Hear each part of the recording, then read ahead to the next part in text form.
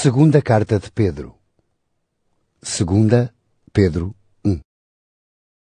Da parte de Simão Pedro, servo e apóstolo de Jesus Cristo, àqueles que, pela justiça do nosso Deus e Salvador Jesus Cristo, receberam uma fé tão preciosa como a nossa.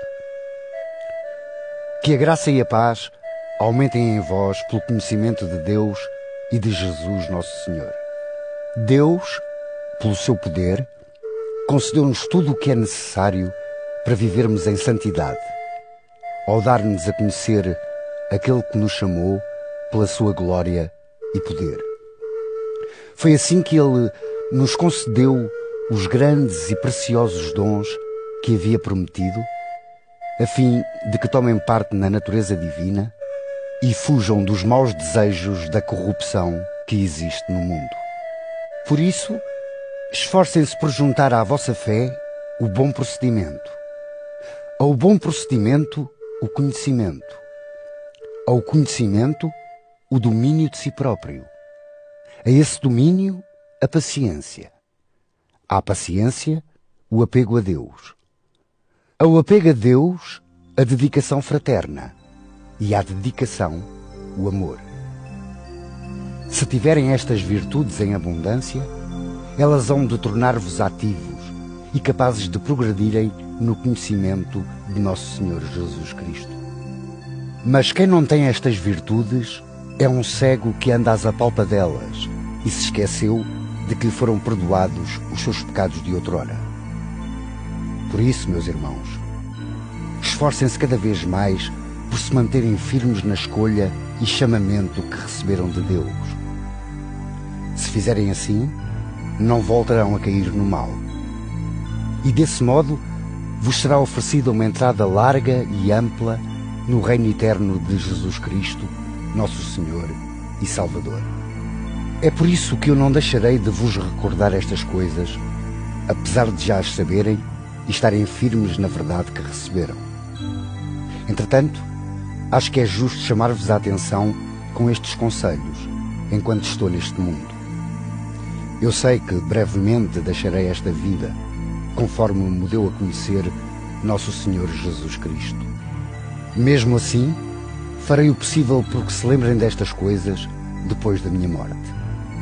O ensinamento que vos demos sobre o poder e a vinda de nosso Senhor Jesus Cristo não era baseado em contos ou lendas, porque nós vimos a sua grandeza com os nossos próprios olhos.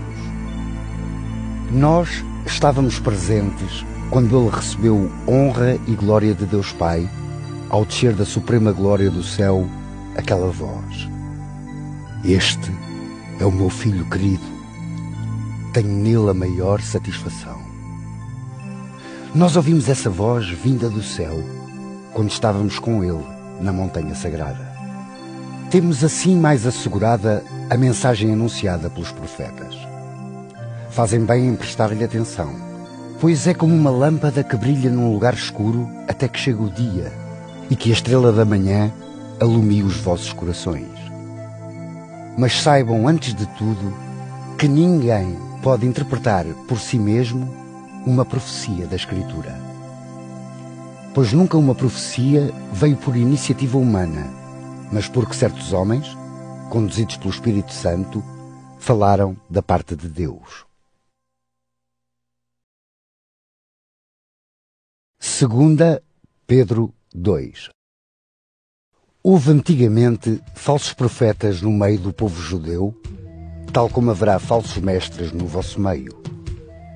Estes ensinarão falsas doutrinas e renegarão o Senhor que os resgatou, mas serão levados rapidamente à perdição. Muitos hão de seguir as suas devassidões, e por causa deles há de falar-se mal do caminho da verdade. Esses tais, levados pela ganância, hão de explorar-vos com ensinamentos falsos, mas desde há muito que o julgamento deles está feito e a sua perdição não tarda. Com efeito, Deus não poupou os anjos que pecaram e lançou-os no inferno, deixando-os presos nas trevas para o dia do juízo. Também não poupou aos antigos, pois mandou o dilúvio sobre esse mundo de gente má. Apenas se salvaram 8 pessoas, entre as quais Noé, que ensinava uma vida de retidão. Deus condenou as cidades de Sodoma e Gomorra, reduzindo-as a cinza, para servir de exemplo à gente má que viria depois. Mas libertou Ló, que era homem justo e se revoltava contra a vida imoral daquela gente perversa. Esse homem justo vivia naquele meio e todos os dias se atormentava ao ver e ouvir o mal que se fazia. É assim que o Senhor livra os justos da provação e guarda os injustos para o castigo do dia do juízo. Castigará principalmente os que se entregam aos desejos impuros do corpo e desprezam a autoridade do Senhor. Esses falsos mestres são atrevidos e arrogantes. Não têm respeito para com os poderes do céu e até os ofendem. Ora, nem os próprios anjos, que têm mais força e autoridade, dizem palavras ofensivas contra tais poderes diante do Senhor. Essas pessoas assemelham-se aos animais irracionais que vivem para serem apanhados e levados à morte. Falam mal daquilo que não compreendem. Serão destruídos da mesma maneira que os animais. Foram injustos e por isso terão a paga da injustiça. Encontram prazer em satisfazer as suas paixões em pleno dia. São uma vergonha e um escândalo quando tomam parte nas vossas festas e se divertem com os seus prazeres enganadores. Os seus olhares são imorais e os seus apetites sensuais insaciáveis. Seduzem as pessoas menos firmes e estão cheios de cobiça. É uma gente amaldiçoada. Afastaram-se do bom caminho e perderam-se. Seguiram o caminho de Balaão, filho de Beor, que quis ganhar dinheiro com a injustiça. Ele foi repreendido do seu pecado por uma burra que, sendo muda, falou com voz humana e fez parar a insensatez do profeta. Esses homens são como fontes sem água e como nuvens levadas pela tempestade. Deus reservou-lhes um lugar nas trevas mais escuras. Dizem palavras atrevidas e estúpidas e servem-se dos seus apetites imorais para seduzirem aqueles que pouco antes se tinham afastado dos que vivem no erro. Prometem-lhes a liberdade quando eles próprios são escravos de vícios que os levam à perdição, pois todo o homem é escravo daquilo que o domina. Com efeito, se as pessoas escaparam das corrupções do mundo pelo conhecimento de Jesus Cristo, nosso Senhor e Salvador, e depois se deixam novamente enredar e vencer por elas, o seu estado torna-se pior que antes. Teria sido melhor para eles não terem conhecido o caminho da justiça do que conhecê-lo e depois afastarem-se do sagrado mandamento que lhes foi dado. Acontece-lhes o que diz aquele provérbio verdadeiro: o cão voltou ao seu próprio vômito e a porca acabada de se lavar voltou a revolver-se na lama. Segunda Pedro 3. Meus queridos amigos, esta é a segunda carta que vos escrevo. Tanto numa como noutra, procurei despertar-vos, trazendo à vossa memória estes bons pensamentos. Lembrem-se das palavras dos santos profetas e do mandamento do Senhor e Salvador que vos ensinaram os vossos apóstolos.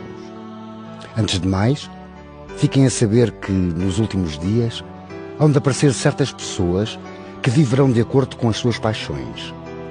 Fazendo troça, dirão: Cristo prometeu voltar. Em que é que ficou essa promessa? Os nossos pais já morreram e tudo continua na mesma, como desde o princípio do mundo.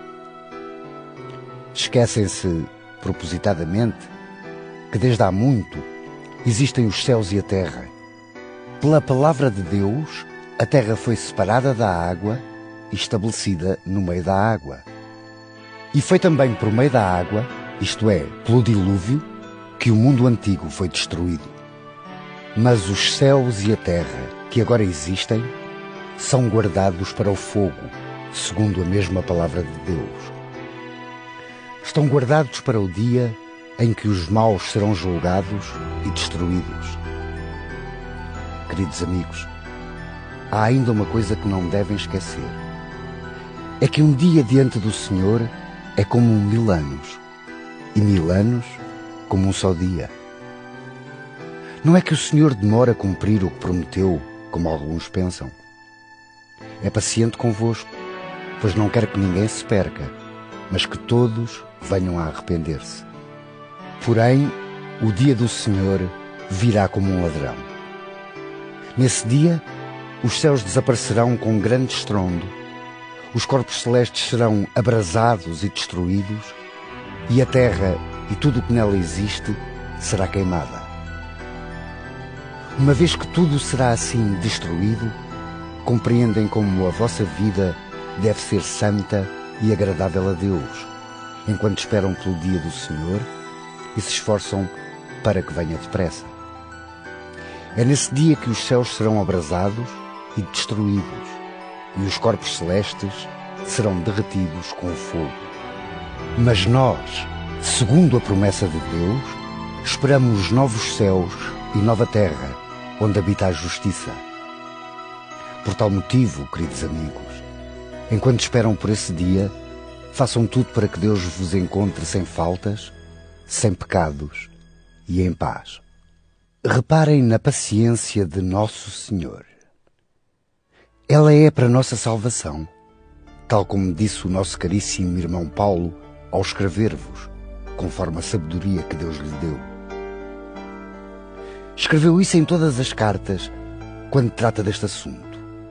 Nessas cartas, há passagens difíceis de entender, que os ignorantes e pouco firmes na fé explicam erradamente, como fazem com outras passagens da Escritura, para a sua própria perdição.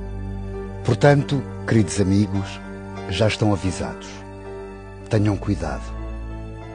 Não se deixem cair da posição firme em que se encontram, levados pelos enganos dessas pessoas más. Pelo contrário, continuem a progredir na graça e no conhecimento de Nosso Senhor e Salvador Jesus Cristo. A Ele seja dada a glória agora e para sempre. Amém.